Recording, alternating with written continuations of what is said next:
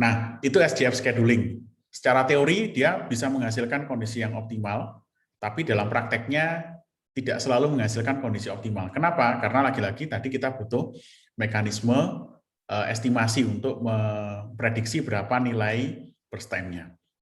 Nah, itu bisa saja menghasilkan estimasi yang salah atau kurang tepat, sehingga hasilnya SJF scheduling juga lagi-lagi mungkin juga tidak terlalu optimal dibandingkan dengan secara teori ya. Nah, di sini ada algoritma yang lain yang mungkin saat ini lebih banyak dipakai oleh sistem operasi besar yang ada di pasar sekarang, mulai dari Windows, Linux, sampai Mac, yaitu priority scheduling. Oke, jadi priority scheduling ini artinya kita menjadwalkan scheduling atau menjadwalkan eksekusi proses itu berdasarkan prioritasnya. Jadi proses dengan prioritas lebih tinggi itu dia akan dieksekusi terlebih dahulu. Oke, itu priority scheduling. Nah, ada dua jenis ya, ada preemptive sama non-preemptive priority scheduling. Kalau preemptive itu ada mekanisme interrupt, kalau non-preemptive tidak ada mekanisme interrupt. Oke, nah SJF ini bisa kita anggap juga sebagai priority scheduling, tapi dengan mekanisme inverse. Jadi inverse priority scheduling. Oke, jadi SJF tapi berdasarkan burst time, jadi burst time paling kecil berarti kita anggap burst time paling kecil itu adalah yang prioritasnya paling tinggi. Jadi hampir mirip sebenarnya. Cuman kalau priority ini enaknya kita tidak perlu melakukan prediksi. Kenapa? Masing-masing proses itu sudah punya prioritasnya sendiri-sendiri. Oke.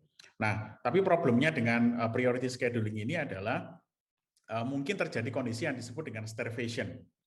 Starvation itu artinya apa? Proses dengan prioritas rendah itu bisa jadi tidak pernah untuk dieksekusi.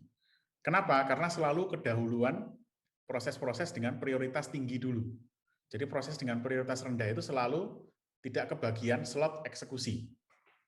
Oke, contoh misalkan ya, kalau saya analogikan klinik di dokter tadi ya, misalkan dokternya, kliniknya itu memakai konsep priority scheduling. Jadi pasien dengan prioritas paling tinggi itu akan didahulukan. Nah, ada orang ngantri nih, ada 3 orang ngantri. Pasien 1, 2, sama 3. Pasien 3 ini prioritasnya paling kecil. Jadi proses 1 duluan, proses 2, kemudian proses 3 itu mau dieksekusi atau mau dijadwalkan ketemu sama dokter, ternyata ada proses 4 masuk ke antrian. Nah, proses 4 ini prioritasnya lebih tinggi. Oke, proses 4 selesai, proses 3 mau dieksekusi, ternyata masuk proses 5 dengan prioritas lebih tinggi lagi. Oke, kemudian masuk proses 6 dengan prioritas lebih tinggi lagi, dan seterusnya. Sehingga proses 3 ini sampai tidak pernah dieksekusi. Oke, sampai tidak pernah dijadwalkan karena memang prioritasnya paling rendah. Nah, itu disebut dengan starvation. Jadi dia tidak pernah dieksekusi karena selalu kedahuluan proses dengan prioritas lebih tinggi. Nah, solusinya, salah satu solusinya adalah dengan menggunakan konsep namanya aging. Aging ini apa maksudnya? Jadi seiring berjalannya waktu, nanti prioritas dari sebuah proses ini nanti akan dinaikkan. Sehingga dia tidak sampai mengalami kondisi yang disebut dengan starvation. Oke, nah ini contohnya ya. Ini contohnya ada proses 1 sampai 5. Oke, burst time-nya seperti ini. Kemudian kita bisa lihat prioritasnya ya. Proses 2 prioritasnya lebih tinggi daripada proses yang lain. Maka proses 2 dieksekusi, kemudian ada proses 5. Kemudian proses 1, kemudian proses 3, dan yang terakhir adalah proses 4. Nah, itu priority scheduling, penjadwalannya berdasarkan prioritas. Oke, kemudian berikutnya, algoritma berikutnya adalah round robin. Jadi round robin ini berarti setiap proses di dalam PDQ itu dikasih alokasi waktu eksekusi. Oke, disebut dengan queue time atau quantum time.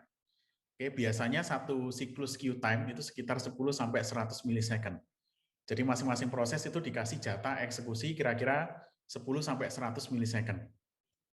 Oke, setelah waktu queue time ini berlalu, maka eksekusinya akan pindah ke proses berikutnya sampai waktu queue time-nya berakhir. Oke ya. Nah, ini contohnya ya, misalkan di sini ada proses 1, 2, sama 3. Maka kalau pakai round robin, setiap proses dikasih jatah waktu yang sama. Oke, misalkan ya, di sini queue time-nya sebesar 3 milisecond. Oke, misalkan queue time-nya sebesar 3 milisecond. Oke, berarti proses 1 dikasih jatah 3 milisecond, kemudian diinterrupt, pindah ke proses 2, dikasih jatah 3 milisecond, diinterrupt lagi, pindah ke proses 3 dikasih jatah 3 milisecond, oke, diinterrupt lagi, kemudian masuk ke proses 1, dikasih jatah 3 milisecond, oke, diinterrupt lagi, dikasih jatah lagi 3 milisecond, diinterrupt lagi, dan seterusnya. Jadi round robin bergantian ya, jadi proses 1, 2, 3, 1, 2, 3, 1, 2, 3, 1, 2, 3. Sesuai dengan jumlah queue time-nya berapa. Oke ya, itu contoh dengan menggunakan round robin. Kan? Kemudian algoritma yang terakhir adalah multi-level queue. Jadi kalau multi-level queue artinya dalam satu sistem operasi yang sama, dia akan menggunakan dua algoritma yang berbeda. Contoh misalkan ya, kita klasifikasikan jadi dua proses, misalkan ya, ada proses yang berkategori foreground dan ada proses yang berkategori background. Oke, nah proses yang foreground misalkan pakai algoritma round robin, sementara yang background pakai algoritma SCFS. Nah, itu bisa dalam satu sistem menggunakan dua jenis algoritma atau lebih. Oke, jadi multi level queue. Jadi queue-nya nanti kita buat misalkan 5 level queue, masing-masing queue nanti akan dijadwalkan dengan algoritma yang berbeda.